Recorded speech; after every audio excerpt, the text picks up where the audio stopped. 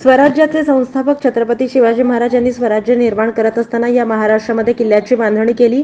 त्यातीलच एक भुईकोट किल्ला म्हणून सोलापूरच्या किल्ल्याची ओळख असून या भुईकोट किल्ल्याशिवाय स्वराज्याचा इतिहास पूर्ण होत नाही। याच किल्ल्याचा बुरुज उभा करत असताना तो उभा राहत नव्हता, प्रत्येक वेळी तो ढासळत होता। यावेळी त्या ठिकाणी असणारे आदिलशहाच्या दरबारात मुनी म्हणून काम करणारे दुर्गे पाटील यांच्या कानावर ही माहिती आदिलशहाने सांगितली। त्यानंतर त्यांना ही खबर आपल्या परिसरात जाऊन सांगितली। दर्गो पाटील यांनी या गावामध्ये दवंडी दिली की त्या किल्ल्याच्या ठिकाणी गरोदर स्त्रीला समर्पण करायचं आहे। कुणीही पुढे येईना। त्यावेळी पद्मावती मातेने पुढचा मागचा विचार न करता स्वराज्यासाठी या किल्ल्याच्या ठिकाणी स्वतः आत्मसमर्पित होण्यासाठी आपला देह निर्माण केला।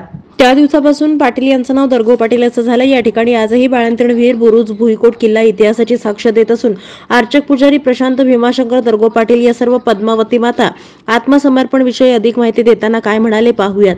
ज्या दाम्पत्यांना मूल होत नाही असं दाम्पत्य विश्वासानं पद्मावती देवीला नवस बोलतं आणि तो नवस गुढीपाडव्याच्या शुभ मुहूर्तावर पूर्ण करण्यासाठी येतात आणि याच दिवशी देवीची पूजा अर्चा करण्यात येत सालाबादाप्रमाणे दर्गो पाटील परिवाराकडे आहे। या प्रसंगी मल्लीनाथ याळगी, विश्वनाथ पाटील, राजाभाऊ देशमुख, ओम दर्गो पाटील, सागर दर्गो पाटील, विमल दर्गो पाटील, बाबू दर्गो पाटील आणि मल्लीनाथ दर्गो पाटील उपस्थित होते।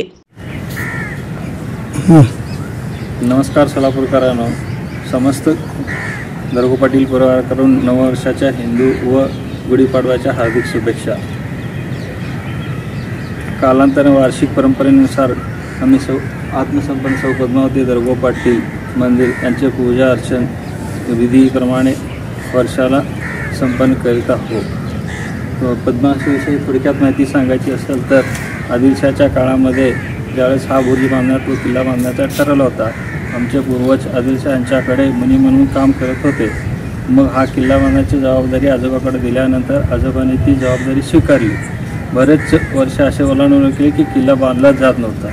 ह्याच्या कारण शोधण्यासाठी सर्व जबाबदारी आमच्या आजोबाकडे सोपवण्यात आली होती। मग त्यावेळी आजोबांनी एका भटजीची संपर्क करून की हा किल्ला का चढत नाही याची पुरेपूर माहिती काढून मग तेव्हा भटजीनं सुचवले की याला एक जण सती दिली पाहिजे। गरोदर स्त्रीची सती दिल्यानंतर हा किल्ला उभारला जाईल असं हे संपूर्ण सोलापुरात दौंदी पेटवली गेली। मग ह्या चिंतेमध्ये पूर्वजांनी आमच्या अन्न पाणी वगैरे सोडले।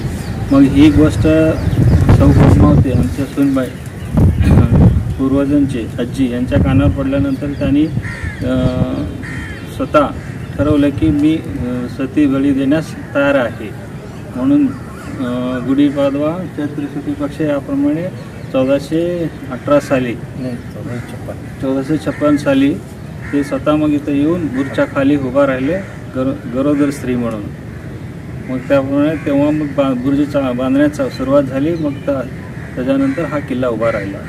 मग आता कालांतराने पद्मावती देवी माताची एवढी प्रसिद्धी झाली की ज्यांना मुलं बाळा होत नाहीत, ज्यांनी ते येऊन पूजा वगैरे आपली श्रद्धा ठेवतात, त्याच्यानंतर बरेचसे अनुभव लोकांना आल्यानंतर आजकाल बरेच लोक सगळेजण पद्मावतीच्या पूजा अर्चेला जर वार्षिक गुढीपाडव्याला येऊन हजर राहतात। तो प्रसाद वाटप कार्यक्रम होतो, जेवणा कार्यक्रम होतो, आहार केला जातो आणि हे समस्त दर्गो पाटील परिवाराकडे दरवर्षी संपन्न करते। धन्यवाद।